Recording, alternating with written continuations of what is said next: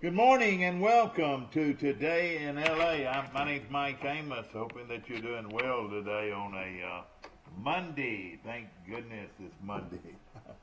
Should you say thank goodness it's Monday or wish it was still the weekend? But boy, what a weekend we've got in store for you with the Masters Golf Tournament going on. You've got the final game tonight of the college basketball championships.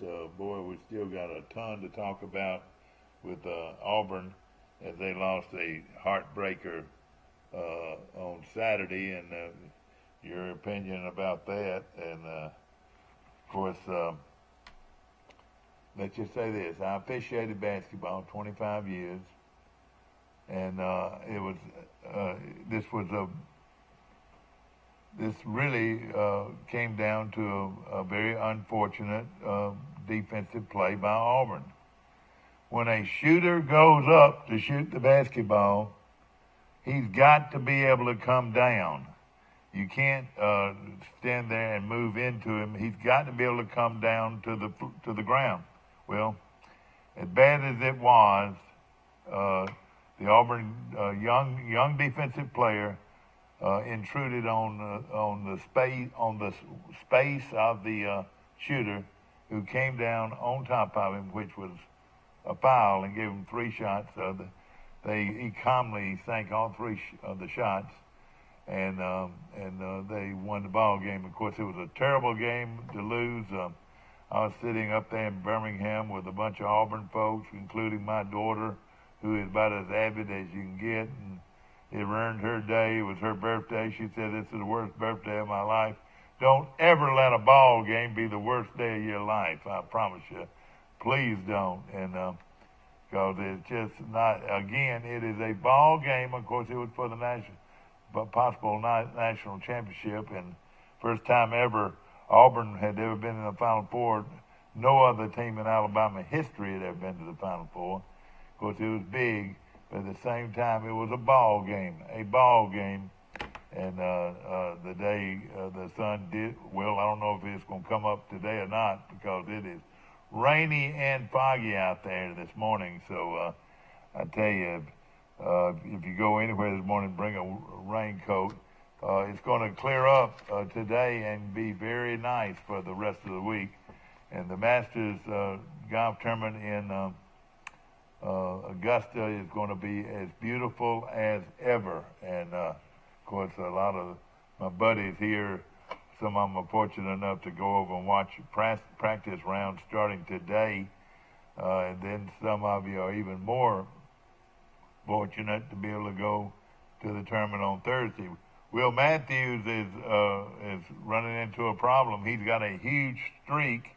I think 30-something straight years he's gone to the Masters, but the last I heard from Will was he does not have tickets to this one. So, and coming out of nowhere yesterday was Kim. I can't pronounce these guys' names. So Kim came out of nowhere to win the San Antonio purse tournament yesterday, and Corey Connors, the Canadian golfer, was second. He led most of the time. Charlie Hoffman was third, 2 strokes back. Scott Brown was 4 strokes back. And then, of course, looking at some of my favorite players, Matt Kuchar was 6 strokes off. But Kim wins that golf tournament yesterday, and I don't know if that automatically gives him the right to play in the Masters this week. I'm not sure of that, but it's going to be another tough field for the Masters. It's going to be a lot of fun talking about it all the way up to the big event. I want to mention also the Hall of Fame ceremonies at Troy University is this Saturday night, 6:30. 6 inductees this year. Somebody needs to clear this up with me. There are a lot of athletes out there right now that deserve to be in the Hall of Fame, and they're cutting the list from 8 to 6. My opinion is 8's plenty, because we've got a lot more are a lot more people that deserve to be in the Hall of Fame. And forget about this sport deal. I mean, we're concerned about having 8 solid members of the Sports Hall of Fame, regardless of whether or not it was 5 baseball players, 2 golfers, and a football player, or a girls softball player, or a girls track player, or a men's track. Go by the quality of the athletes out there, regardless of what sport they play, because you will run out of a list of basketball players, and especially women's basketball players and women's softball players. You'll run out of the list of those because they haven't been playing that long.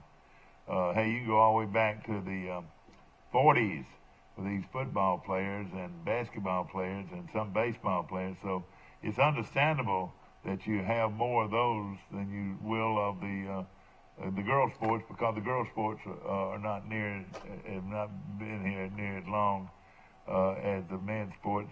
So you're going to have more inductees in the future from the men's sports because they've been there so much longer. Of course, some of the great ones that will come in, and hopefully we're going to have John Fairclough on our show one day this week, and also some the great Garrett Pimenta, one of the outstanding linebackers.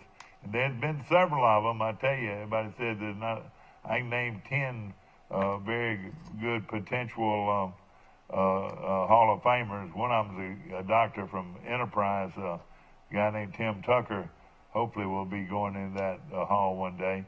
But also I want to mention some others that will be going in, and rightfully so. And we'll be talking more and more about those folks as the event draws nearer. And of course, again, how many linebackers were there? Of course, Pimenta was a great one. And then, of course, we talk about Tim Tucker as being one of the all-time great linebackers. We'll give you a list of them in a few minutes. The phone is ringing. Of course, big ball game and tough luck for the Auburn Tigers. Again, just a bad defensive play by Auburn cost them a world championship, or excuse me, cost them a chance to play for the national championship. Good morning. You're on Today in L.A. How you doing? Hey, morning. Of course, they didn't throw out. The city of Auburn was saved some toilet paper, evidently. I wonder if they'll give them their money back on all the toilet paper they bought. But it was a tough blow for the Auburn Tigers to lose that ball game. Well, I mean, it's just, poor refereeing, throughout the game. I thought they didn't call anything during the game, and then at the very end they decide to, basically make the call to change the whole game. Well, I don't think the call, the call at the end. I'll say one thing. I mean, the double dribble is obvious. Yeah, the double dribble is what they missed. Well, they missed that, but then, I will say, at the very end, that didn't affect his shot when the guy lunged into him. The ball was already up in the air. I know it, but once he goes up in the air, Mike, he's got to be able to go down in his same tracks. You know what I'm saying? Would you want that to determine your chance for a team going to the national championship game? I wouldn't. I wouldn't, but the actual call was correct. The actual call was correct. I know, but still, a referee, though, so basically he's the one that determined the ending of that game. I don't think any ref should have that much power. And I'm thinking that referee... you should let that play go, in my opinion. Well, you're right. Exactly. You're basically talking about a poorly officiated game throughout. I don't know how many times I saw over the back. Reach fouls that were never called. Yeah, they let them play. Both teams, this is unheard of. With less than a minute left, each team had 4 fouls. That is amazing. It is amazing. Foul just to get into to put Auburn at the line into That was huge. Into the bonus. I thought it was just a done deal, man, that Auburn was going to win that ball game. And I mean, Auburn goes up by 4 with about, 10 seconds left? Yeah. And then Guy made the 3 in the corner, and when he made the 3 in the corner, the whole game changed. He cut it to 1. Yeah. And then when Harper went to the line, if he makes both of them, it's at least going to overtime, but instead he misses the last free throw and gave Virginia a chance to win it. They probably should have had more people or a stronger defense on the throw-in than they had. I mean, that was a legitimate shot that he had at the basket, right there with 1.5 seconds left. Well, I mean, it's a great play drawn up by Tony Bennett. Tony Bennett's one of the best coaches in the country, and he drew up a play that Guy said that they've drawn up, many times throughout the year, and Dowdy, I'm sure that's something he's going to have to think about the rest of his life. Basically, he's just a freshman. Is he a freshman or sophomore? He's a young player, isn't he? No, Dowdy's a junior transfer from BCU. Okay. Who had a great game. He wasn't a starter though. If the starting guy had not gotten hurt, he wouldn't even been in the game, would he? Well, Okeke played. He was the starter. Dowdy played a lot, but Dowdy and Okeke played different positions. I mean, Dowdy's 6'4", Okeke's 6'8". Yeah, but Dowdy was Okeke's replacement though, wasn't he? Well, no. I mean, Auburn had so much depth. I wouldn't say he was Okeke's replacement. I mean, he played a lot all season. I mean, he was a strong player for Auburn all year. Well, if Okeke had not gotten hurt, Auburn might have just. Okeke, though, was the best player, probably for Auburn overall, consistent wise. Yeah, no question. When it's all said and done, I mean, man, that's one of the worst losses I've ever seen in a basketball game. I mean, an Auburn fan base, and we were around several Auburn fans that night watching the game, and it was heartbreaking. It was heartbreaking to be, having to watch it. I rooted hard for Auburn, and it was sad we came back from 10 points down late, and took a 4-point lead. I mean, it was an incredible comeback, and I mean, give credit to Virginia, but I mean, I'll be honest. If you watch that not TCU, but Texas Tech team that played Michigan State, they're gonna be tough, aren't they? Anybody to beat Texas Tech right now. Yeah, well, they play. You talking about playing tough defense? Boy, they play. Yeah, you talking about a mean, tough coach. That Beard guy, he learned under Bobby Knight at Texas Tech, and that guy, used to coach down in Troy. He was head coach of Arkansas and Little Rock. Well, how long was he head coach? To Little Rock to the NCAA tournament. They won a game. Yeah, so he coached at Little Rock. That's right. Yeah, I remember him. Of course, there's a lot of Sun Belt flavor out there. Troy's new hiree, Scott Cross, is a former Texas Arlington coach, and it's not very far from home, is it?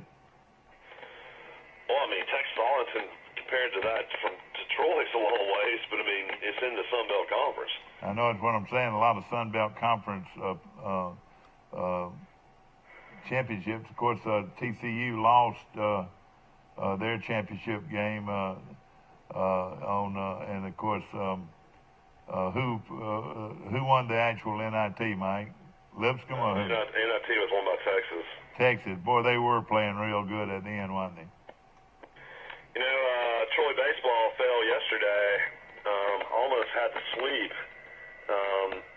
against Texas State. Texas State was really good.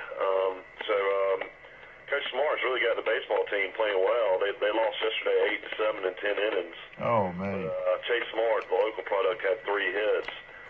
But, Troy took two of 3 and are really starting to play their best baseball right now. So hopefully they can turn it around and have an outside chance to get to the NCAA tournament.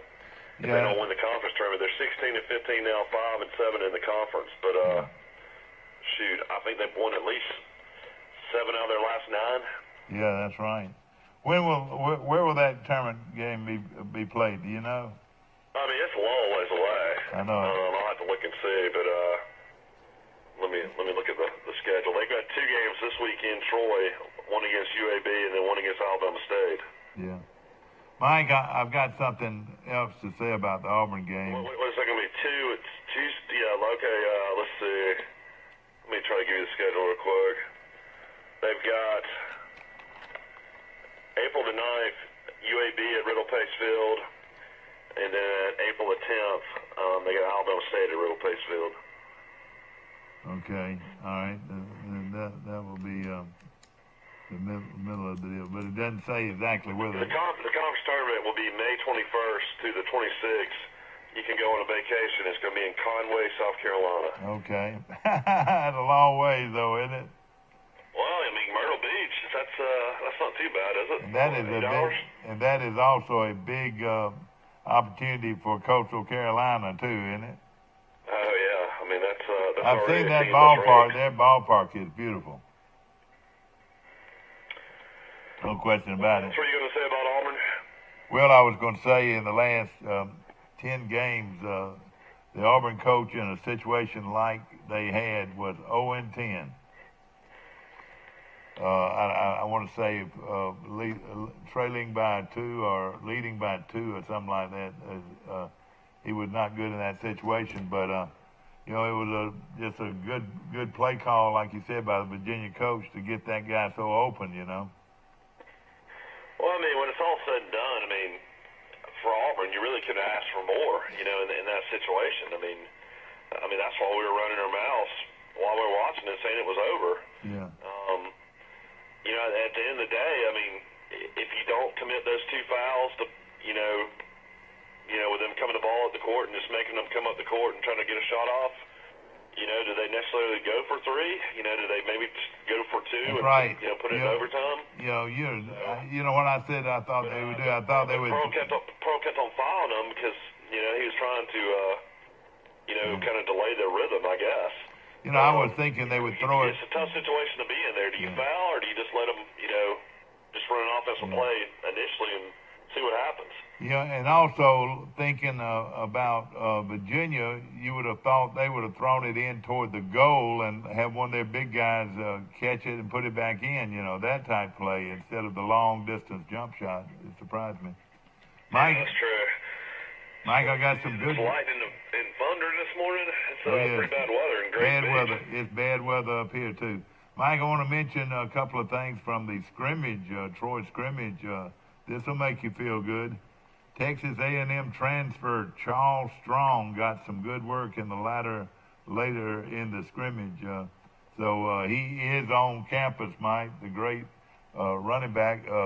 Now, the big running back we needed so badly at Troy. But, I mean, he's going to have to sit a year, isn't he? I don't know. Why do you play him if he's got... I'm thinking...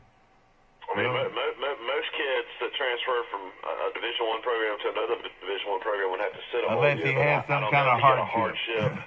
Either due to family issues or what. That'd be interesting to find out. He's from South Florida, and he transferred from Texas A&M. That's a long ways.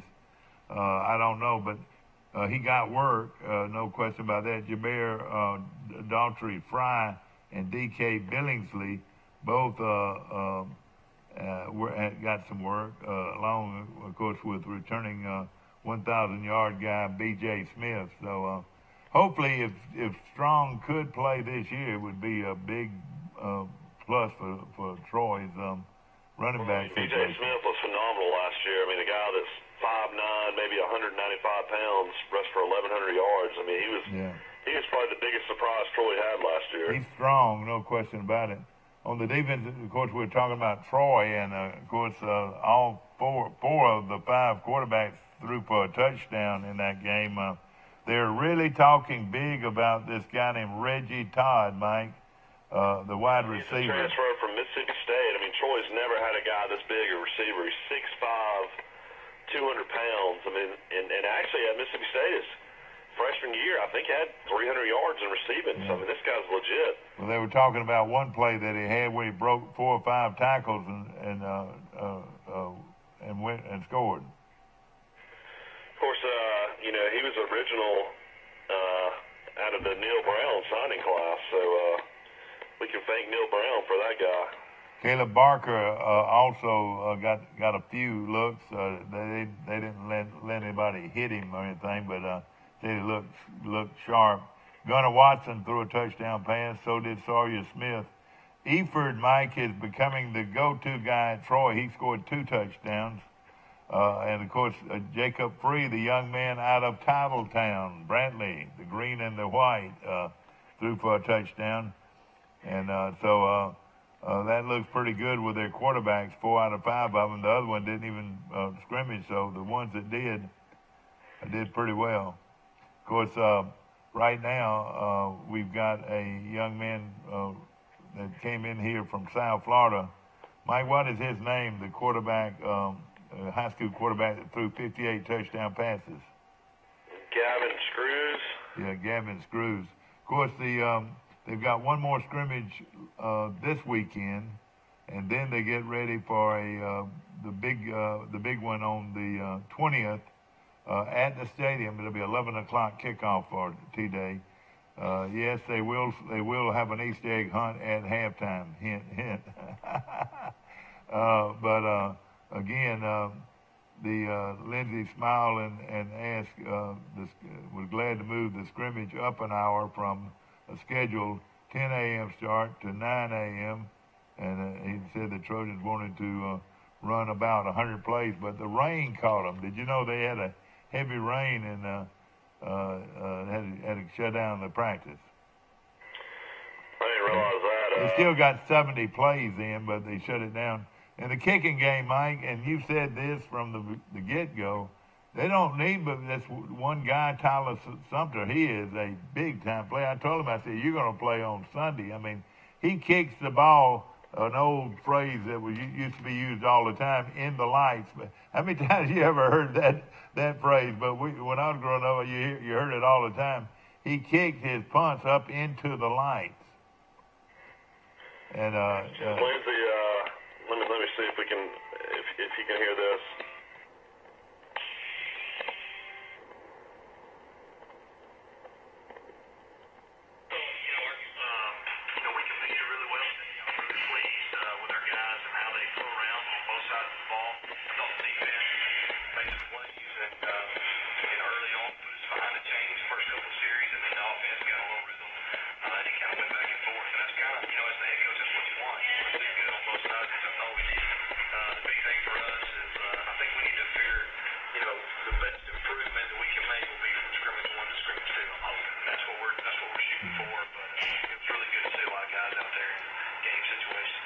Coach Chip Lindsay, that was neat, Mike. That was part of his press conference after the scrimmage on Saturday.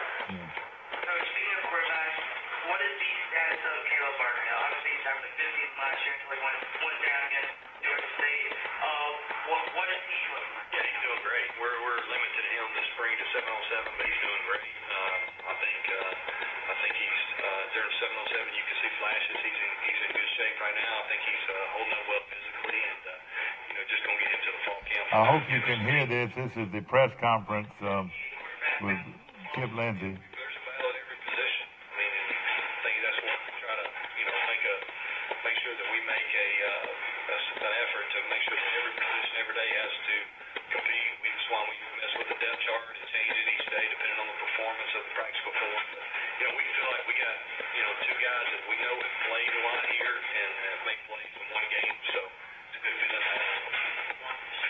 I really believe it's back and forth. I mean, there's times the offense look good and there's times the defense really look good. I know they had a couple times they got us behind the chains, and you know how it is. You're staying off the quarterback, so you're trying to be fair to both sides. Was it a sack? Was it not a sack? But at the end of the day, so that's Chip Lindsay talking about the scrimmage. Yeah, well, we appreciate you getting some of that footage there for us, and we appreciate it. I cannot remember, Mike, and ever remember Troy having 5 scholarship quarterbacks, and right now it's unheard of. I mean, You would think somebody would transfer. I mean, it's just the numbers are just crazy right now. I mean, I know Barker's a senior. Yeah. All right. You look at you look. All right. Now Gunnar Watson was a gray shirt, and last year was a red shirt, so he can't red shirt. He's got, and that gives him 4 years to play. And Free can't red shirt because he red shirted at Vanderbilt. And Free has 3 more years, so he can't red shirt. Only kid that can redshirt is Gavin Screws, the kid out of Jacksonville, Florida, I believe. And he's a good-looking player. I can understand why they signed him, and he's a big, strong player too. And of course, everybody knows Barker has 1 more year on his. Which is an absolute travesty that Barker only has 1 more year. I mean, I don't even remember him even playing as a freshman. He might have came in mop-up duty. Yeah. I mean, can you remember him even playing? You're exactly right. I'm sure that was something that Coach Brown hated, that they wasted a redshirt year on him. But he still can take Troy to a promised land, no question about it. He's going to be right in there along with Smith. They're going to be that's going to be a real battle. And then this Gunnar Watson. He's the one you would think would. He didn't look bad last year. He came in for a couple series against Liberty in that game and didn't look too bad. He would be the one that if you wanted to see somebody transfer, you wouldn't want to see somebody transfer, but if somebody does transfer, it would seem like it would be him because he's got 4 more years left. Yeah, I mean it's gonna be interesting.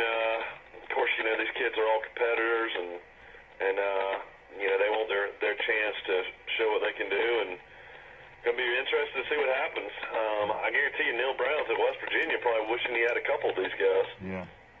Of course, we're talking sports this morning. I watched some West Virginia stuff lately with Neil Brown mic'd up at practice, and then Alpo and some of the other coaches mic'd up. It's been pretty fun to watch.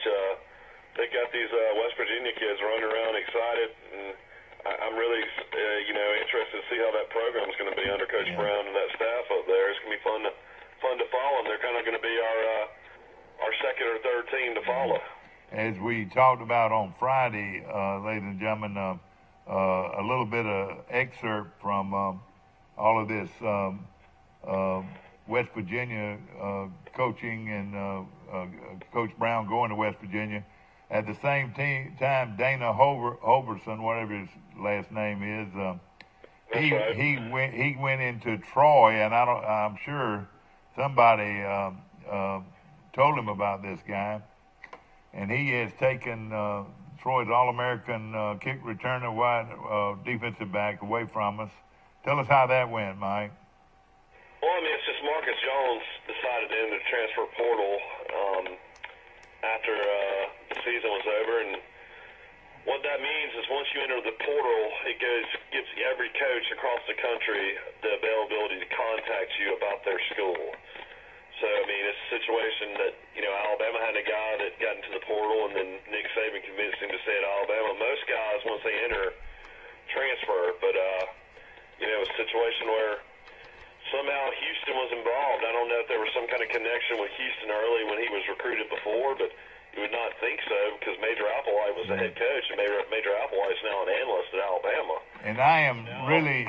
So now Holgerson comes in and gets the job, getting paid $4 million a year at Houston. I mean, and Houston's got a good program, but they're not a Power 5 program. So and not near the program that West Virginia is, in my opinion. Wouldn't you think West Virginia would be a lot better than Houston? I don't know if something, kind of crazy happened that Jones wanted to go to West Virginia, and then at the very end, Neil Brown said, hey, we're just not going to do this. It's going to look bad on me. It's going to look bad on our staff, that people from Troy, which we love. And which I thought all along it was most...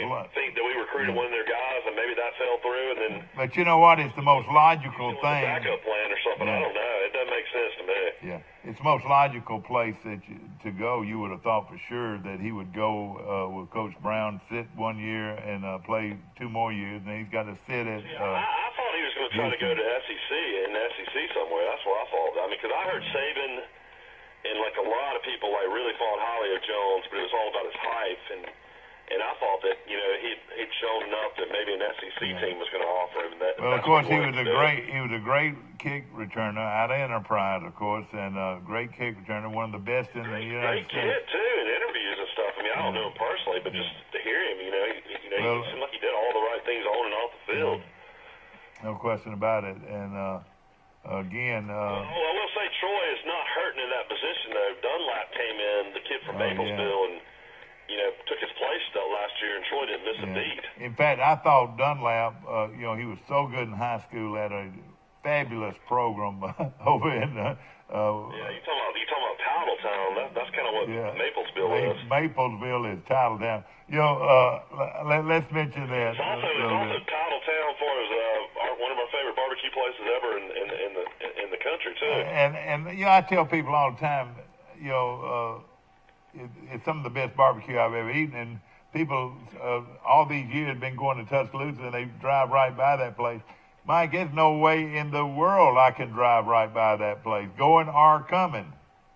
Yeah, it's the best pulled barbecue. It's the best pulled barbecue, and of course the sauce is wonderful. We're talking about Jim's Barbecue.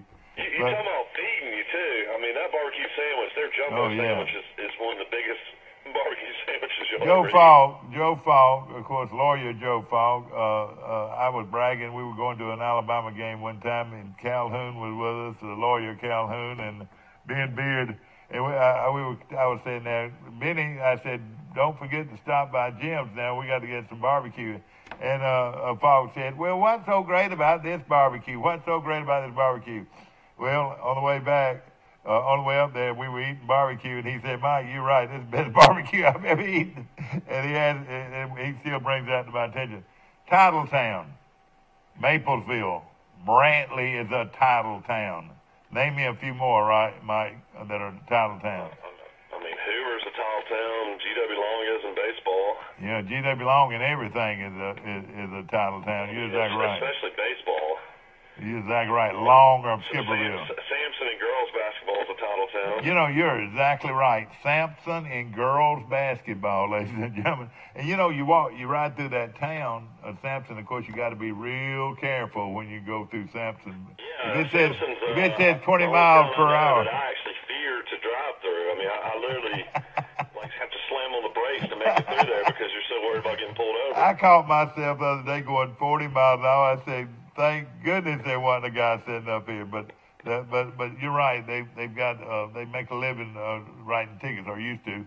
But I'm not telling people to go a different way, because if you travel, it's the best way to the beach as far as I'm concerned. And you need to be careful. I don't know where Madison Academy is, but it's a title town, wherever that Madison Academy, you're exactly. They win a lot of championships. You're exactly Madison Academy, and then of course there's a place over in Southwest Alabama, Mike, that's pretty good. Sweetwater. You've ever heard of Sweetwater? Yeah, I've heard of Sweetwater. Would you call Sweetwater a title town? They're pretty good.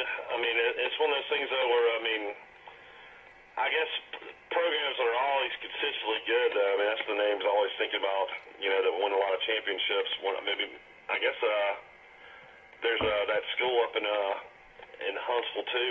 That's always really good in basketball. What is it? Butler's always really good. Butler. You know, I haven't heard much from Butler lately, Mike. Yeah, but they won a lot of state championships. I know Stuart, my good friend Stuart here, played at Butler and was a great one, you know. But you're right, Butler won several state championships many times, no question about it. Vestavia used to be a title town in baseball, but I think some of these other Birmingham teams have caught up with them. What do you think? Well, I mean, Sammy Dunn, you know, is a legendary coach, and I think G.W. Long now has surpassed Vestavia in state championships in baseball. Yeah. But yeah, for several years they were the most dominant program in baseball in the state. Something also that's going on in Birmingham, of course, everybody doesn't have the kind of money that these Birmingham schools have, but all of them are going to this new surface, Mike. Bunch of them have. You talking about the field turf? Yeah, the field turf, and I noticed watching Jacksonville State play the other day, their pitcher's mound is now field turf. So they don't have any dirt on their playing field. But it doesn't look quite as good as I think Troy. Troy had that option. They just chose to have a dirt mound. Yeah, no question about it. Troy wins 2 out of 3 this weekend, and they're playing pretty good baseball right now. It looks like, we talk about chemistry. It looks like they found a lineup that's pretty good. Sometimes I'm thinking that they like the lineup with Chase Smart actually playing third base. What do you think? Well, I mean, Chase had a good game yesterday with 3 hits. It's one of those type things. I think Troy really just comes down to pitching. If they can find any kind of pitching, they're starting to hit the ball really well. But breaking news over the weekend, I don't know what your opinion is on this. Of course, Tommy Tuberville was thinking about running for governor. Now Tommy Tuberville, the former Auburn coach, is running for U.S. Senate. How do you think Tommy Tuberville will do in the Senate? Oh, race? He'll wipe that guy out, the one that's in there. He's been terrible as far as I'm concerned. But he's running on. No, I don't really. I shouldn't really say Doug that. Jones. I really shouldn't say that because I don't know. On the Republican ticket as well, but interesting to see that Tommy Tuberville wants to get in politics. I see Tommy Tuberville a lot down at Great Beach. He owns a home down here. It's kind of surprising that he wants to get involved in something like this later in life, but he's always seemed to be into politics and wanting to maybe try to do it. So we'll see what happens. No question about it. Now, Mike, you think Alabama fans would vote for Tuberville? I don't know, Mike. Don't you think that? Don't you think Alabama fans are still kind of thinking about that thumb he stuck out? Yeah, that 6. Yeah, you're right. Well, how'd that work? With 6? Yeah, you're right. 6 straight times. Yeah, well, he did that, no question. A lot of people said that he was very interested in the Troy job in football. I don't know if they interviewed him or not, but I heard he was interested. Yeah, you hear names and stuff like that. It makes you wonder if, like, Chiswick was possibly interested as well. And then Tuberville, of course, you got so many retired coaches live in Auburn. But, I feel like, Jeremy McClain, of course, we mentioned last week, has left for Southern Miss. And congratulations to him. He did a good job at Troy, and be interesting to talk to Jeremy McClain one day and find out who's been interested in a lot of these jobs, as far as basketball and football. Yeah, somebody's name that just keeps. I've mentioned this Friday, and I haven't heard from anybody about it, but I've heard from 3 different people, and they were pretty strong Troy people, with the word Don Maestri. And, I started thinking about it. Nobody can promote any better than Don Maestri can, and that's what a lot of what athletic directors do is promote, try to get folks in the stands, Well, it's one of those things now, you've got a kind of a different AD than from the past. A lot of times former coaches were hired to be ADs, but now you got more of a CEO mentality as far as who you hire. Some of them have athletic backgrounds as well, but Jeremy McClain, we didn't really know a whole lot about him when he came from Southern Miss, but he did a good job. And then, of course, Steve Dennis was a coach. Before that, Johnny Williams was a coach. Oh, yeah. So, you always have, I guess, different backgrounds as far as, who's your AD. Robert Stewart, I guess, was definitely not a coach, was he? No, he wasn't a coach. He was a teacher. He was like an did a great job, though. He did a great job in Division One AA. Division 2, yeah. But, it's going to be interesting. It's definitely a job I would imagine a lot of people would like. If you look at Troy's athletics, softball played well last year. Baseball made the regionals. Football team won 10 games. Basketball team struggled. But, other than that, everybody else is really playing, really well in all sports. Golf's been really good. So, definitely a good program to take over. And you always say all the time, as far as facilities, Troy, has A facilities. I can't think of a single. I cannot think of a single Troy program that is not that their facilities are not A1. The only thing I know they don't have is indoor tennis courts. I don't know if other Sun Belt schools have that. And they need an indoor practice facility. They need that. That'll be the next move. That would be the next thing for football. Even if it's just 50 yards, they just got to have somewhere to go. Well, all right. Let's take Saturday. All right, they wanted to go 100 snaps. They were able to go only 70 because of a terrible rainstorm. Well, if they'd had an indoor facility, they could have run right in there and finished up the practice. And so many times they're caught in the dilemma, Mike, that, 20-mile or 30-mile deal on if there's lightning within 20 to 30 miles, you got to shut it down. You got to call it then if it comes back again, you got called off another 30 And minutes. I can remember so many times I've been in the facility somewhere where it would be lightning, and I tell you what, I am scared of lightning, and I've always tried to get out of it, but so many times I was in it. But I'll tell you right now, they don't mess with it. I'm sure it's probably suits. You get a kid that's electrocuted at practice, man, they can sue you from the end of the road, and it's something that colleges have to, and high schools have to be very concerned about, is getting these kids off the practice field when it's lightning. And I'm sure you, as an athlete over the years, even as a kid growing up, you've been in situations where there was lightning everywhere and it was raining and they were still out there playing, I was reading an article, Ty Jerome admits to the double dribble that it occurred, the Virginia player, so it's even worse for Auburn fans when that Virginia player actually admits that he double dribbled as well. All right, this happens with 1.5 seconds left. If they call it, Auburn ought to be happy that Charles Barkley didn't have a heart attack. He was so stressed out watching that game. But did you ever hear anybody though right off the bat say, "Oh, he traveled"? Well, I mean, I never. But that ball went off his leg. So many times I've seen dribbles go off somebody's leg, and they'll run it down, pick it up, and dribble again, and that is a double dribble. It was very obvious, Of course, Auburn's got a lot of guys that got to make decisions. Jared Harper is a great, player, guard for Auburn, and he's a junior. A lot of people think he's going to go to the NFL draft, and then a couple other guys might try to go to the draft as well. So, I mean, Auburn's going to have a lot of talent coming back. I don't know if they're going to have enough to ever make a run to the Final Four like this year, but it's going to be interesting to see what happens. Also in basketball, Arkansas has hired a new coach to replace Mike Anderson. They hired Eric Musselman, who was the head coach in Nevada, so they've got a new basketball coach as well. And then the UCLA job, who they thought was going to Jamie Dixon, the TCU coach, apparently now they're going after Rick Barnes at Tennessee. Oh, really? Yeah, so that's going to be interesting to see what happens there. No question about it. We're going to take a short break, ladies and gentlemen. This is Today in L.A. on Facebook.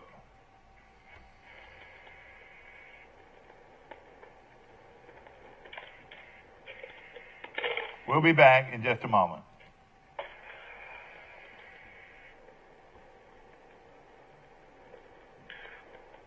Are you on commercial? Well, we're waiting.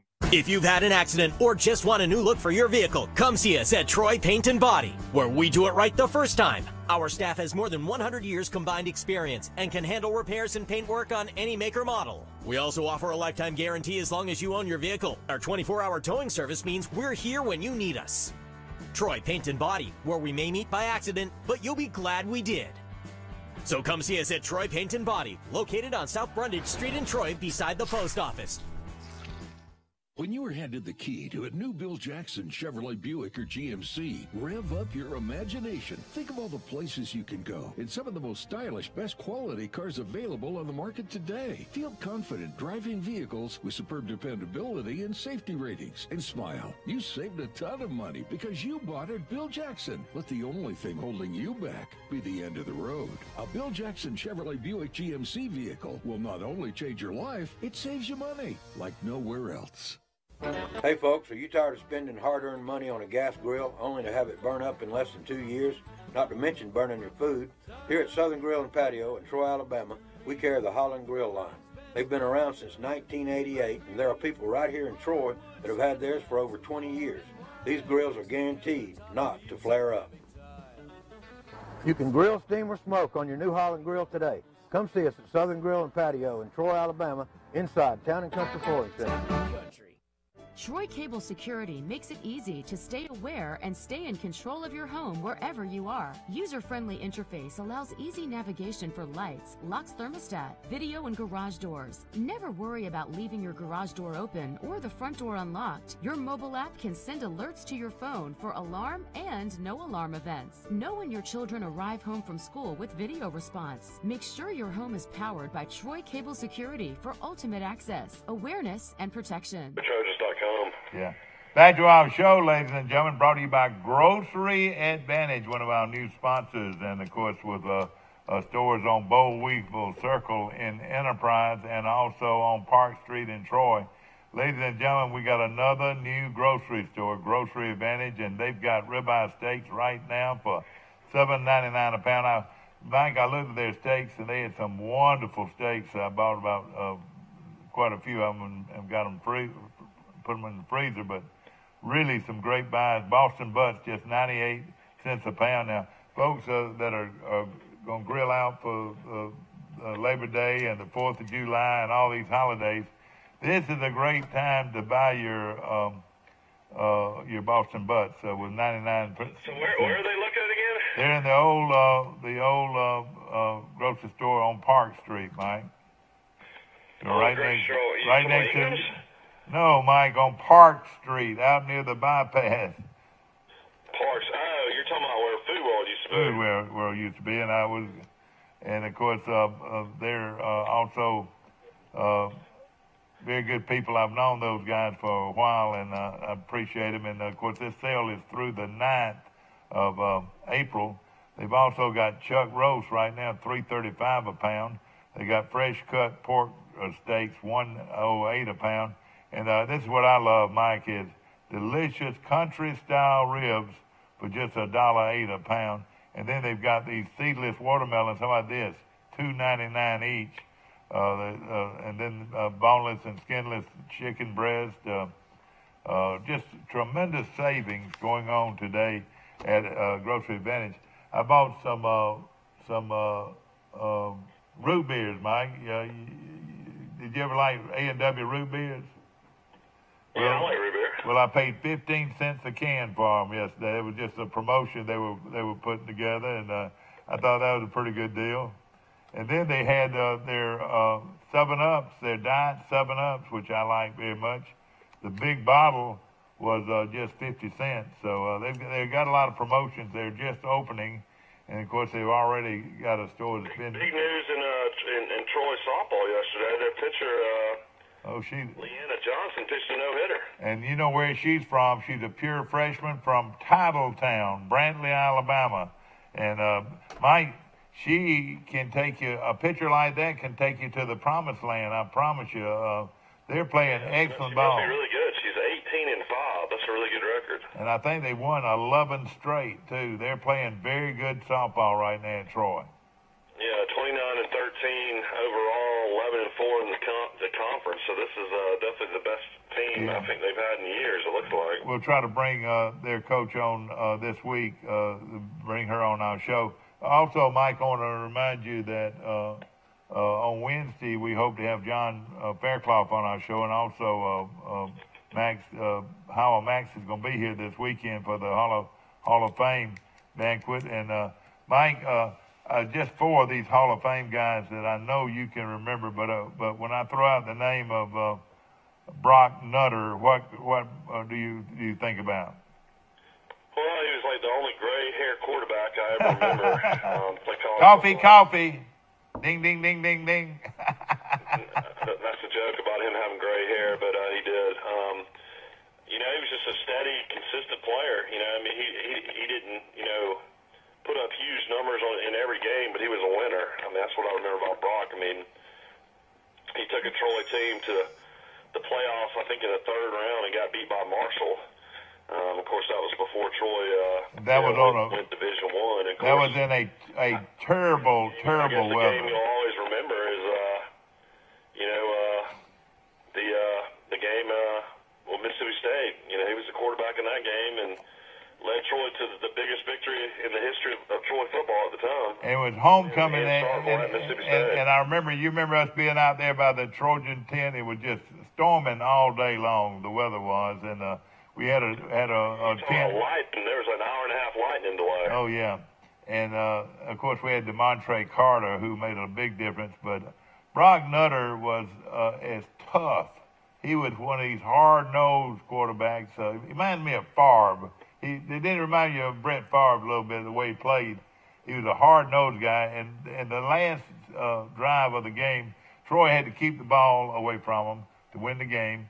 And he just almost personally ran the clock out. I don't know if you remember that or not. No, I do. I mean, he he was a guy that I'm sure Coach Blaney had, just extreme amount of confidence in. Yeah, no question about it. And, of course, we want to mention, again, Grocery Advantage, and they've got my favorite fruit, cantaloupes, for just 99 cents today. And, of course, they got Sunny Delight or Sunny D orange juice, 96 cents each. That's a 64-ounce container. Mike, we were talking about Brock Nutter, and, of course, he's going into the Hall of Fame this weekend. Also, no question about it, one of the greatest shooters of all time from Atlanta, Georgia, goes into the Hall this weekend. Now, he's a guy that probably should have gone in way before now. Don't you agree? Yeah, Daryl Thomas. And, man, how good would he have been in a three-point situation? Well, I mean, he had a three-pointer. He did. He was there during the three-point time. I was thinking it was real close. Yeah, he was. When did that go in? 87. 87, and I was just trying to thank you so much, friend.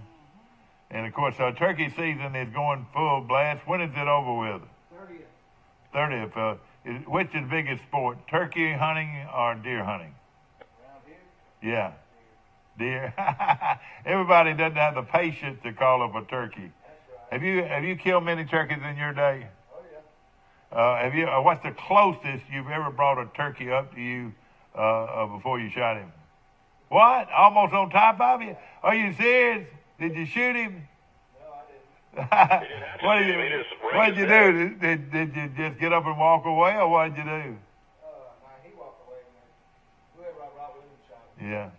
I want folks to know the crawlers are out yesterday because one of them was in my garage, Mike. Oh, really? A snake? Yeah, a little bitty one.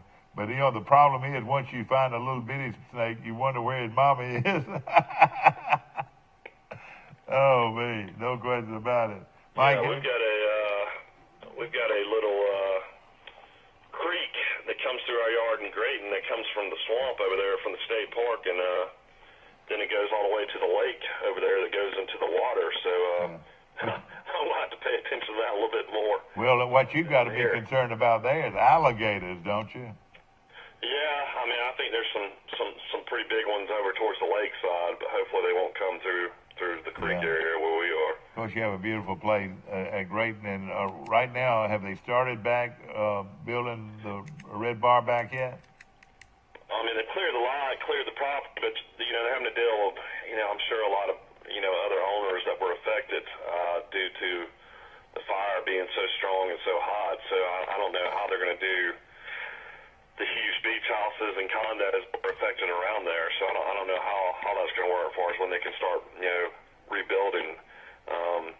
Down here, though, it is so much more peaceful. You would not believe how crazy it was with Atlanta spring break. I mean, it was unbelievable. And you call it Atlanta spring break. The Georgia, you're talking about Georgia spring break. Georgia spring break, but especially the Atlanta area. I mean, they hit 30A like, you wouldn't believe. And my wife and I drove back on Friday to Birmingham, which is usually a under 4-hour drive, and it took us 6 hours to get to terrible. We were bumper to bumper to Birmingham. Of course, we were in Birmingham to not only celebrate my little granddaughter's birthday, she's 5 now, but to celebrate the birthday of that young man on the other line here, Mike Amos. He and his twin sister Camille celebrated. I'm not going to mention how old you are, but you celebrated your birthday this weekend. And we went to a place called, tell me about that place, Mike. It was very unique. It was something, everybody needs. Some little place I've never even heard of called Let's Play. Yeah, Let's Play. And boy. It's like the biggest indoor playground you could ever see in your life. And you talk about a money maker, especially in a big town like Birmingham. Those things, kids have birthdays every day, and they got to have a place to go. When you were growing up in Troy, where did y'all go for a birthday? You're alive, but some of my birthday parties I remember the most growing up was at Hardee's at their Hardee's, Hardee's. You're right. Hardee's used to have a giant playground. Hardee's used to have a huge playground, and then we used to have birthday parties at I think maybe Murphy's Park. We used to have birthday parties there maybe too. That's right. But again, most time people have them at their houses. It seems like. But all you got to do is come up with a concept, and you can make some money in this town because everybody's got a birthday. Let's go to your lines, Mike. I'm going to put you on hold. I'm going to go to the lines. We're going to go to our phones now. Today in L.A., good morning. Hey, Mike, Will Matthews. Will Matthews, the bunny rabbit is calling, ladies and gentlemen. Of course, you get ready to hide the eggs because Will Matthews is in town at the Matthews Law Firm. What a weekend this weekend, and I know you felt sorry for Auburn. Yeah, they should have won the game, but that's basketball, I guess. Yeah. You should have won the game, too, so both of them could have won it. No question. Let me put you on hold a minute. Got Mike Amos coming in here, and we'll have both of y'all on hold. And now, if I can go from conference to hold and conference to hold. Got you on, Mike, or who I got on? You got me on. Conference to hold, and that's it. Good morning, Will Matthews, and Mike Amos calling in from Grayton Beach. Will, tell us about your weekend. Well, it was pretty calm, but I've got court this morning, and after court, my daughter and I are headed to Augusta. All right. Now, you're going to get to go into a practice round now. We talked about this first thing this morning. Will Matthews has gone to how many straight Masters? This will be number 52. 52. So you're going to a practice round. So you count that as 52 in a row. You're not even 52 years old, are you? I'm actually 62. I've been going since I was 11 years old. Well, you haven't asked me what kind of hats I want. Bring me a pink Masters hat. I know when you walk in, of course, before you go in, you go ahead and buy your sweaters and your t-shirt, your shirts and your caps. Is that right? That's right. Bring me a pink one, and if they've got a lavender one, a purple one, I'd like to have that, but I don't know if they got it or not. I don't think they've got pink, Mike. They've got pink for women, but they don't have pink for men. Mike, I'll buy you one. What do you want? Mike, what do you want? Hello. We had him on for a minute there, and he jumped off. Evidently, he doesn't take care of kids. But again, how many different items do you have that you've got to buy for folks? I'm gonna tell you, Mike, I'm not guaranteed to get in the gate. We've got to buy tickets. Oh, okay. So you don't have your tickets yet. Yeah, we're gonna have to try to get in either Tuesday or Wednesday. We've got 2 shots of getting in. Yeah. Well, have you already got a place to stay over there? Yeah, we're staying in South Carolina, so we just go back and forth to the golf course. Yeah. And hopefully, I know they sell them on the street. They sell them for a lot of money, but I'm hoping maybe we can get some a little less. Well, is it Elizabeth that's with you, or who's with you? She's gonna go with me. Now we've got a trial in Dothan this morning. Okay. And then after that, we'll leave from the courthouse. Yeah. And of course, right now, even for a practice round, it's hard to get tickets. Will, why don't they open it up to more people? They're worried about somebody tearing the golf course up, or what? I don't. They just limit the tickets, and it's always been that way. Yeah. It's hard to get even a practice round.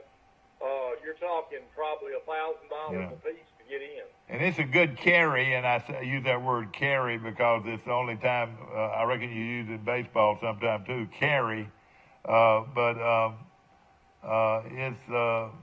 it's just tough now to get tickets, isn't it?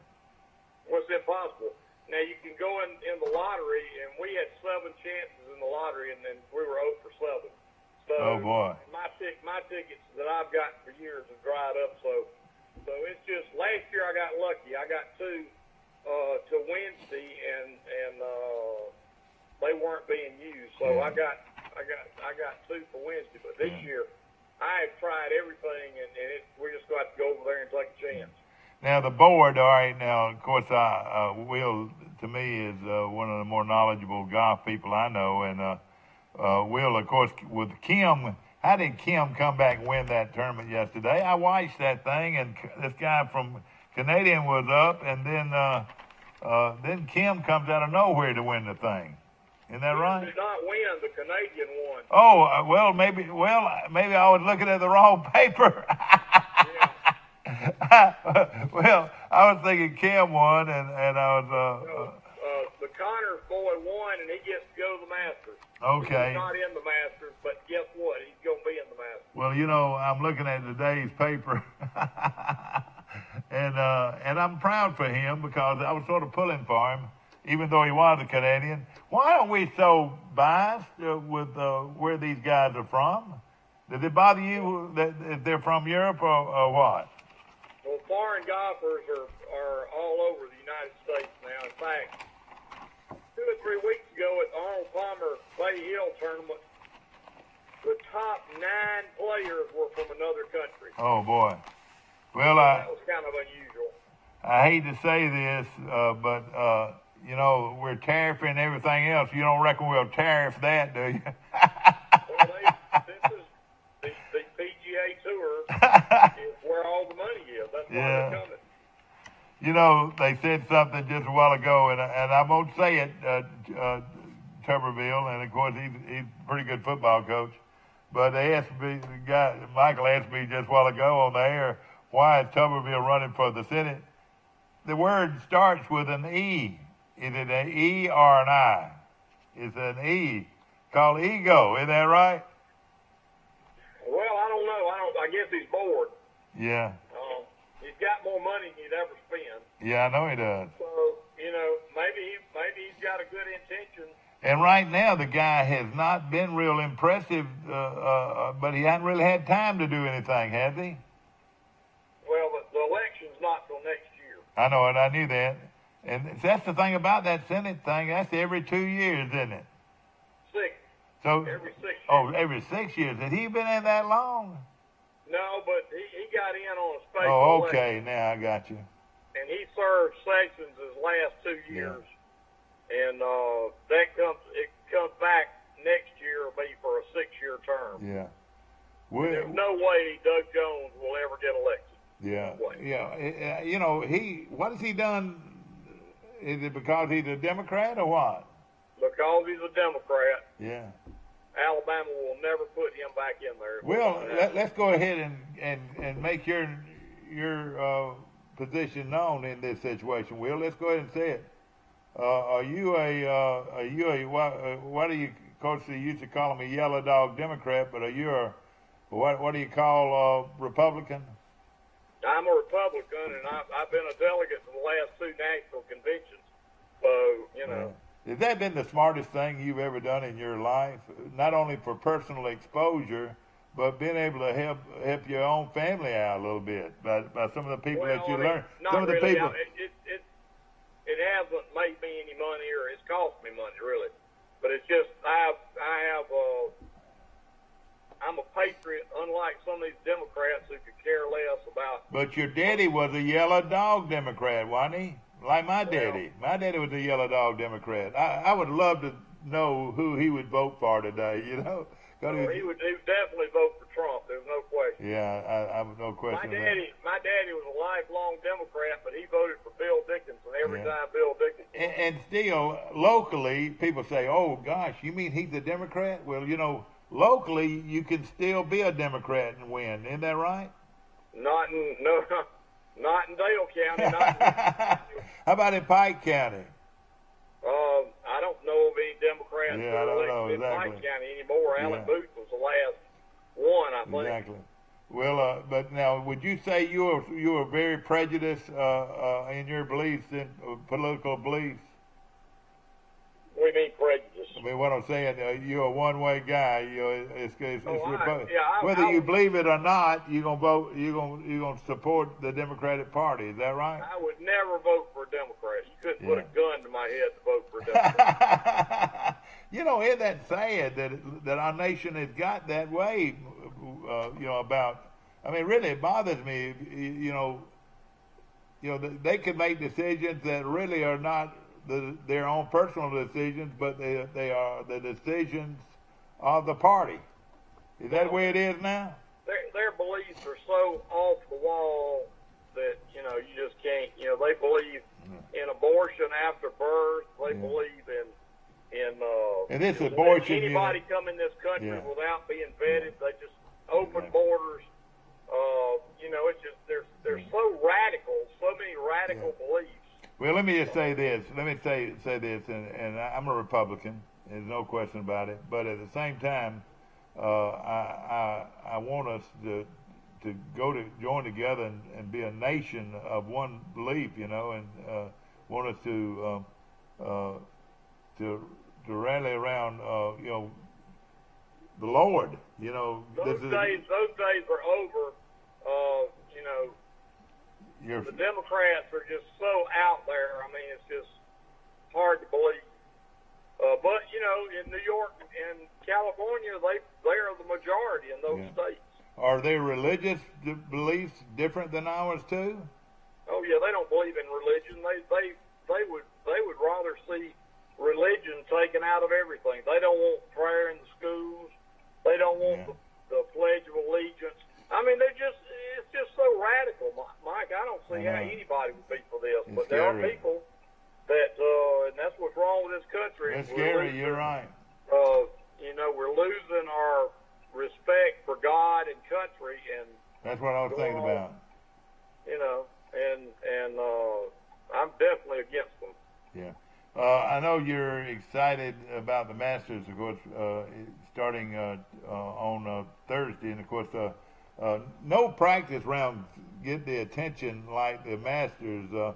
People will stand there for 2 hours, 3 hours, just waiting to see somebody come up and tee off, or especially to watch somebody hit practice balls.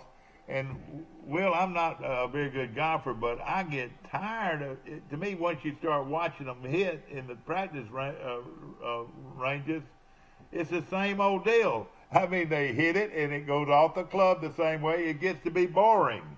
Have you ever said that? I'm going to tell you something. There's nothing boring about the Masters. There'll be 50,000 people there today. There'll be 50,000 tomorrow. There'll be 50,000 Wednesday. Yeah. There'll be 50,000 Thursday. I know it. Well, you're a guy that can hit a golf ball, but doesn't it sort of get boring to watch the same guy just hit practice ball after practice ball after practice ball? That's what I mean. Well, the actual playing of the game never gets boring to me, but to watch them practice, it does. Well, they're actually out playing the golf course, and that's what I'll go watch. And some of these guys, some of these ego guys, and there are a bunch of them out there, love to go to the practice range, and there'll be 250, 300, maybe more, maybe be 500 people watching, and they like to put on a show in the practice ranges. Have you ever seen that? Chi Rodriguez was the worst. Now on 16, they'll go to the ladies' tee. Yeah. And they'll take a 3-iron and they'll hit it into the water and skip it across the water onto the green. Oh, and they do this every year. It's a tradition. And I was watching VJ Singh last year, and he hit the shot. It skipped about 4 times, hit the bank, went up on the green, went way up above the hole, came all the way down and went in the hole for a hole in one. Isn't that amazing? That is amazing. Yeah. But now it's also fun to see some of of course, Arnie's not here now, but Nicholas and don't give, ladies and gentlemen, they still like to be seen and talked about. Nicholas puts on a show in practice rounds every year, doesn't he?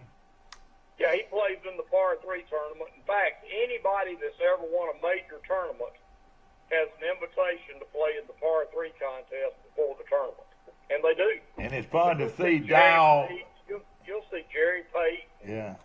Hubert Green used to play in it. Yeah, I know. Yeah, that's right. All the old guys, Gary Player, Tom Watson. Boy, now he's still, excuse me, he's one of the all-time greats, but boy, he's an ego guy. He still likes the spotlight. Yeah. Now Gary and Jack will hit the first tee shot Thursday. Yeah. And they'll hit the first shot, and then they just hit a tee ball, and that's it. Yeah. You look back over the years, and let's just go back to the 50s, not the 40s, but the 50s. Just think of all the names that have been out there for golf. And it's getting to be more and more now because there are more and more great players. If you name the 5 best golfers in the world, who would they be? Right now? In history. No, in history. In history? Yeah, let's just say from the 50s up. Let's say from the 50s Jones, Ben Hogan, Arnold Palmer, Jack Nicklaus, and Tiger. And Tiger, and that's the old. Well, now that would make your buddy from sort of upset, wouldn't it? No, Bobby Jones was he retired at 28, Yeah. Mike. But now, you know, it seemed like most of his golf swing was just in his wrist. His golf swing was different than it is most everybody's today. Is that right? Well, do you know why? Why? Oh, because of the new clubs, or what? He played with wooden shafts, hickory shafts. That's right, and a lot of it was with his wrist. Is that right? That's right. That's how he generated club hits. Yeah, with his wrist, not his That's left right. hand through, not his left hand coming through. It was actually his wrist. He'd pop his wrist, right. wouldn't he? That's right. I've seen his, you know, a lot of people, you know, you can still buy his, you know, training guides and all that, and he makes it look easy that way, doesn't he? Yeah, you know, but he retired at age 28. Yeah. Why did he do that? I know he came from a rich family in Atlanta. Did they own a bunch of Coca-Cola stock and stuff like that, or what? Actually, no, and I mean, he was all right. He wasn't that wealthy, but he was a lawyer and got an engineering degree from Georgia Tech. And back in those days, Mike, you did not have to go to law school to pass the bar. Yeah. And he took the bar exam and passed without even going to law school and became a very successful lawyer. Now, see, I thought he was a big Georgia Tech graduate. He was. He graduated from Georgia Tech. Yeah. There in Atlanta.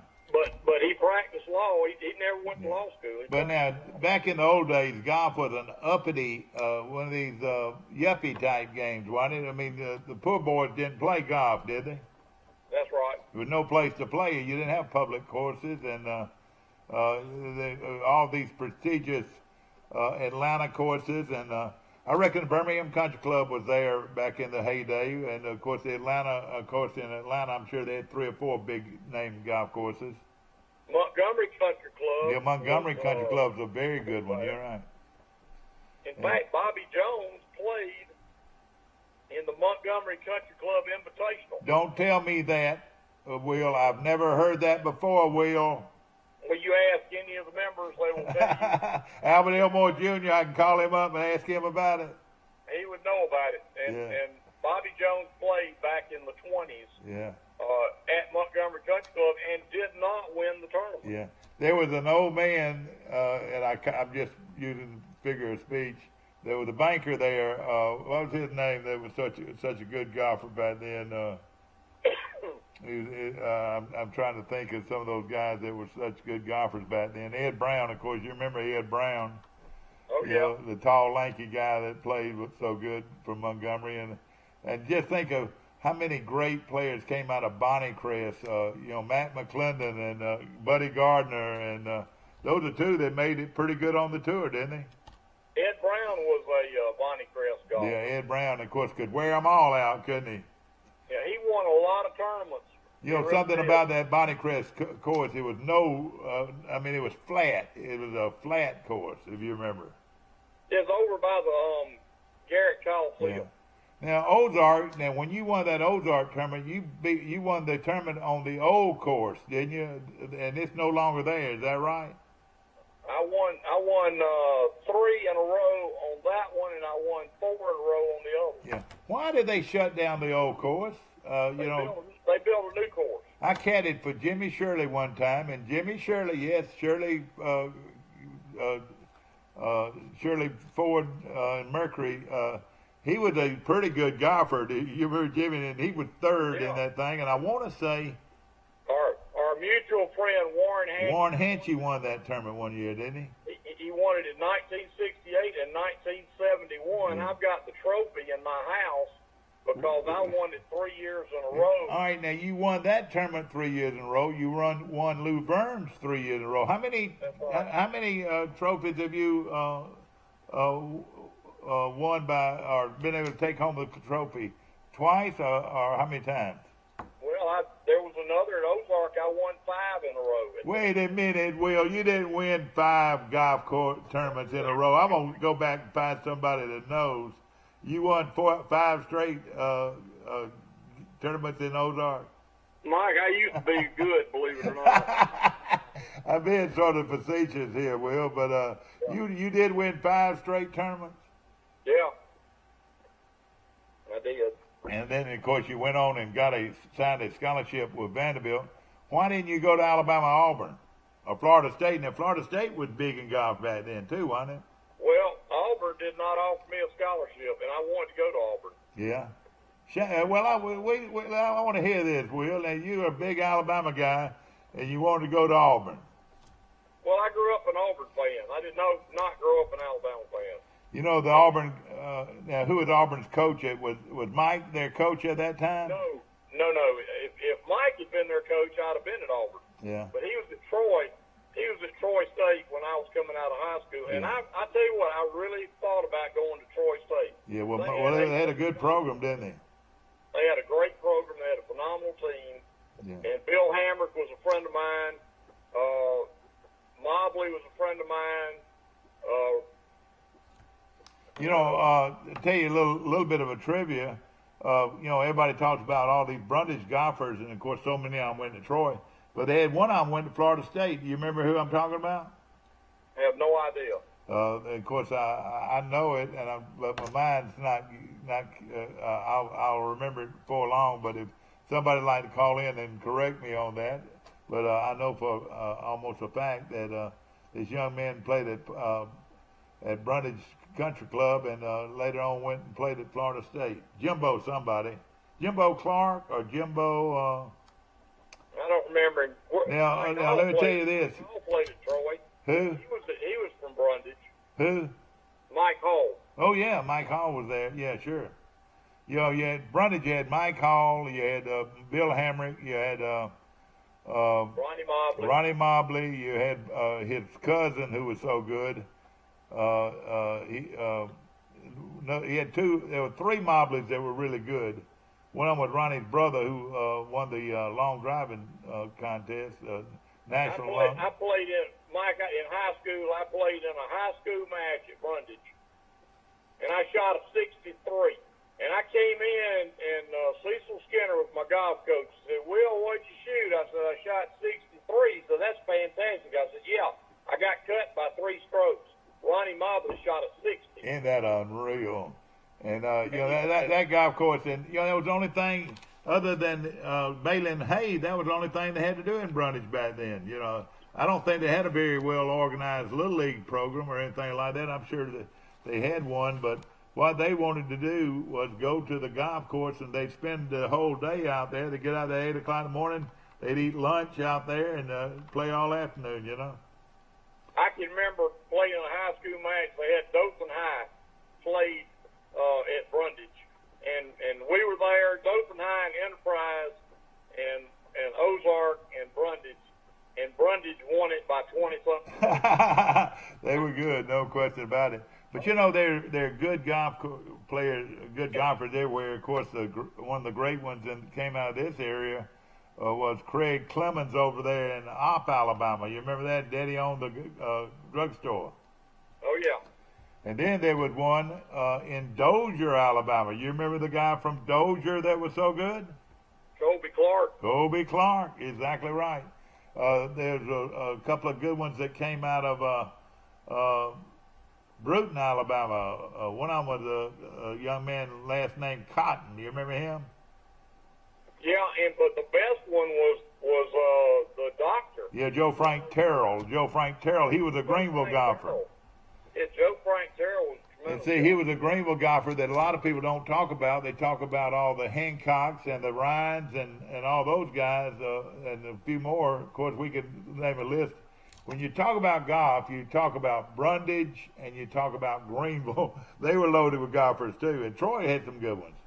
Well, Enterprise had 3. Oh, yeah, they had 3 of the best. You're right on one team. They had 3 that played at Auburn together. That's right. Mickey Red, Tom Cox, and Bill Brunson. That's right. Bill Brunson, who is a very successful accountant in Enterprise, of course, he lives in Troy, doesn't play golf anymore, but let me tell you this. He's the only golfer I've ever known that turned around and said, well, I can't putt right-handed, but I'll just try it left-handed. and he became one of the best left-handed putters around in this park. Have you ever seen anybody do that? You know, I have, but I can't. There was a boy that played at Troy. It was almost like a switch hitter, a guy putting it was a switch hitter. There's a boy that played at Troy, and he's been on the tour off and on, and he hits right-handed, and then he putts left-handed and chips left-handed. And he was from Troy? He played at Troy. Okay, yeah. He lives in Dothan now, and he plays on the smaller tours. My computer still works a little bit, ladies and gentlemen, and I will tell you the guy's name was Jimbo Walker. Have you ever heard that name from Brundage? Never heard of him. Jimbo Walker played at Florida State, and people forget him. And of course, you think about all the other golfers. You know, Chip Wallace, and not Chip, but Chip's brother was a good golfer too. You know, and then Paul Hudson, of course. You know Paul Hudson, don't you? Oh yeah. Heck, he might have been better than all of them. He was younger than they were, but boy, he got where he could hit it a ton, I tell you. And of course, again, all those guys, they just grew up playing golf and made a name for themselves, no question about it. But is Tony still pro at Troy? Yes, and let me tell you this: Tony Mitchell, the pro at Troy, of course, played at. He was from Talladega, played at Memphis, and then got to Troy. He's been here, gosh, 15, 20 years or 25 years probably. At Troy Country Club, and he for a long time was just the pro there. You know, had the golf carts and all that. But the smartest thing the Troy Country Club ever did was to name him to be responsible for the course itself. And the Troy Country Club golf course is as good as any around right now. He has really done a super job with that golf course. And Tony's a real good player too. Yes, sir. He should, yes, sir. And of course, he runs a first-class pro shop. He runs a first-class. I mean, they work on that golf course all the time. But the key was what everybody says on any golf course was water. They finally put water on the fairways, and now, buddy, it is a. You know, you remember playing in the old days at Troy. You hit it short and let it roll on. You can't do that anymore. You know. Right. But, and of course, you know, you remember, and ladies and gentlemen, the reason I'm throwing this out, this guy has played this Troy Country Club course many times. But in the old days, when they had the front nine, those first two par fives, and they had on the second one, they had that big old oak tree. Well, you know, they finally cut down that big oak tree and made that a par four now. So you now start off with the par five, then the par four, and then you got that hole you talk about all the time, that par three with the slope. But the slope's not as bad as it used to be. But, buddy, at one time, if you were over beyond the hole on that hole, you could just say, well, I'm gonna leave smoking this hole. Oh, yeah, that's one of the toughest greens to putt. Because if you missed the putt, it was going to roll off the green almost. It was so fast, wasn't it? Right. All right, now I saw Spate. Did you watch that tournament yesterday? I watched the whole thing. All right, well, you saw where Spate, you know, hit that ball at about 8-10 feet beyond the hole, and it comes back and rolls off the green into the water. Did you see that? Yeah. Now, what kind of spin is that? Can he help but do that, or was he trying to do that? What's the deal? I don't know what he was doing, but it's a bad break. Can you make a golf ball back up like that? I saw Tiger do it at Augusta one year on 15. Yeah. You know, Tiger's favorite shot, and I know I can get it from you. What was probably the most prolific or the most well-known putt he had ever made in his life? Can you remember it? It was actually a chip shot over the 16th. He made it, and it went up to the top of the green, and then it rolled back down, didn't it? Right. It was a brilliant shot. But that was his signature shot of all times, wouldn't you think? Well, and it went in, and Chris DeMarco would have won the Masters if it hadn't. Yeah. DeMarco always played that tough. On the front of the Dothan Eagle today, you'll enjoy this. Of course, this is your paper, the Dothan Eagle. It's a picture of Jerry Sullivan, the brother of the late Haywood Sullivan. And there's a picture in the background, and the picture, the name of the picture was The Rookie, and it was painted by Norman Rockwell. Are you familiar with all that? Oh, yeah. And, of course, Haywood Sullivan, what a lot of people don't know about Haywood Sullivan, Will, what he was 6'7", wasn't he? Wasn't he 6'7"? He was a tall fella, yeah. Yeah, he was a pitcher, and, of course, came out of Dothan, played for the Red Sox, and I'm thinking one of these background guys has got to be Ted Williams somewhere, you know. But it's a picture of The Rookie. Have you ever seen that picture? I have not. And it was painted by the great Norman Rockwell, and a lot of people remember that. We're going to take a short break, brought to you by First Cahaba Bank, new bank located in Troy, Alabama, and just around the corner is Goldfinger's Chicken. We'll be back. When you are handed the key to a new Bill Jackson Chevrolet Buick or GMC, rev up your imagination. Think of all the places you can go in some of the most stylish, best quality cars available on the market today. Feel confident driving vehicles with superb dependability and safety ratings. And smile, you saved a ton of money because you bought at Bill Jackson. Let the only thing holding you back be the end of the road. A Bill Jackson Chevrolet Buick GMC vehicle will not only change your life, it saves you money like nowhere else. Tori Dunn from Dixie Trails. You get your truck washed here? I sure do. Billy Johnson. I know you're not bringing them cow trucks over here. I do, and they're like me when I leave. Loretta, what are you doing? Getting my car detailed. At Trojan Detail, we do it all. If you've had an accident or just want a new look for your vehicle, come see us at Troy Paint and Body, where we do it right the first time. Our staff has more than 100 years combined experience and can handle repairs and paint work on any make or model. We also offer a lifetime guarantee as long as you own your vehicle. Our 24-hour towing service means we're here when you need us. Troy Paint and Body, where we may meet by accident, but you'll be glad we did. So come see us at Troy Paint and Body, located on South Brundage Street in Troy beside the post office. Was it fun? A good buddy of mine just talked about going to rafting on the Chattahoochee River over near Phoenix City. Was a lot of people over there? No, our group had 4 total on our boat, and there were 3 on the boat. You know, they were trying to make that a real industry over there. You know, do they have a lot of rapids? They do. They have one location where they actually spent $1 million to create a hydraulic thing that goes up and down. But it's still a little bit cold for that. Is that right? The water's cold? Yeah, they gave us wetsuits. They did? Yep. And did anybody fall out? The other... that was big. Fell out twice. Oh, boy. Well, of course, that's what they're doing over there. The Chattahoochee River there, Phoenix City, Columbus, they're starting to do a lot of rafting and, you know, down the rapids and so forth. And they're trying to make it a real big industry. And hopefully they will. We were talking about the golf tournament, Texas Open, located in San Antonio, the TPC tournament. Corey Connors of Canada did win that, takes home $1.35 million. Charlie Hoffman he beat Charlie Hoffman by 2 strokes. He takes home $810,000. Ryan Moore, steady golfer on the tour, is third. He takes home $510,000. And Kim, who had led the entire tournament, he takes home, he's in 6th place, or 5th place, or 4th place, taking home $330,000. Strillman took home $270,000, and my good buddy Matt Kuchar takes home a couple of $100,000 for his, of course, Kuchar's always a threat to win the Masters.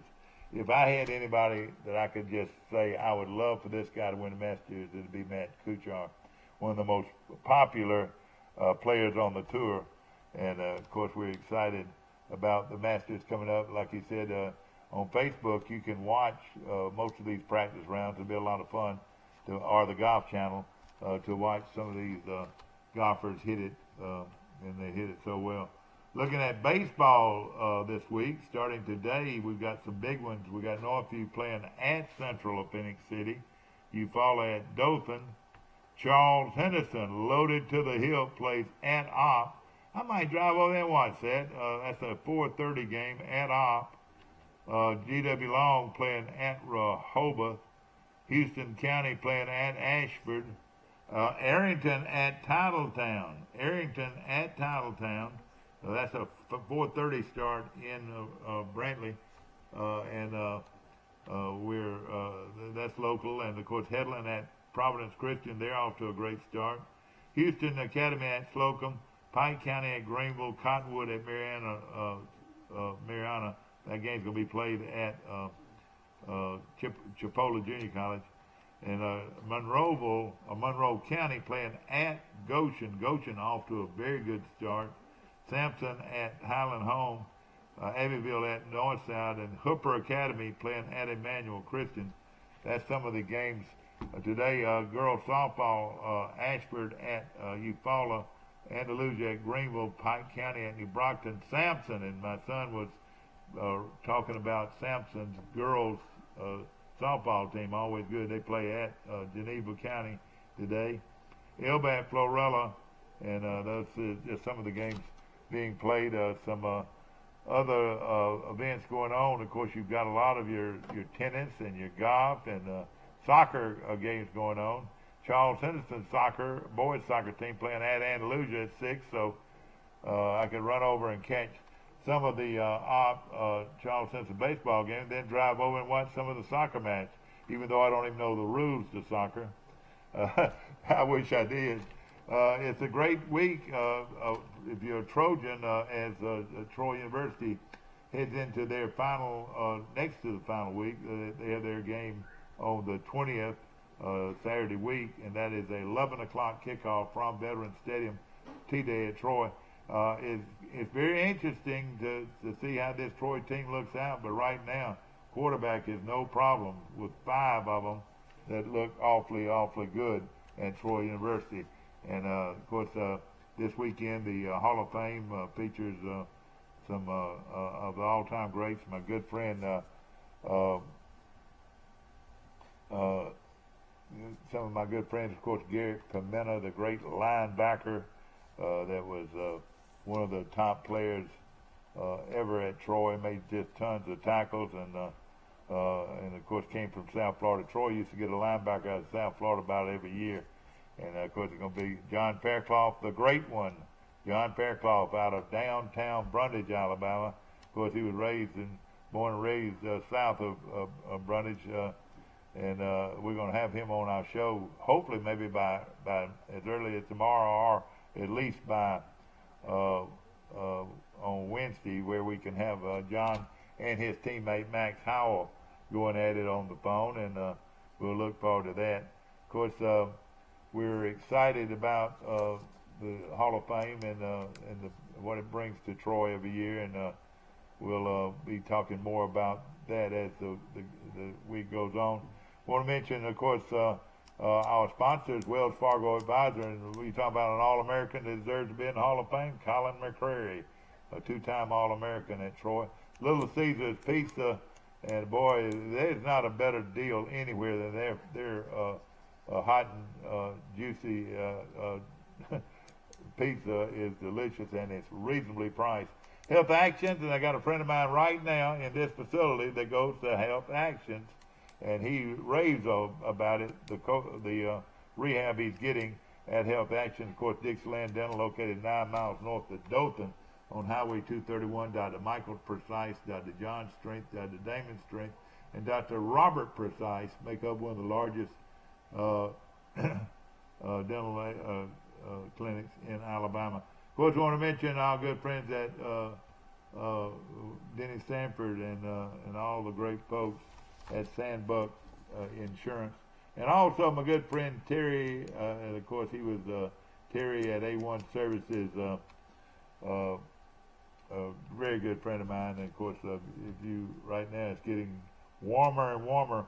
Temperatures today will reach the 70s, and this morning at 6:30 it was 70 degrees in Troy, Alabama. So hot weather is getting here in a hurry. Southeast Alabama Gas District, of course, I have a gas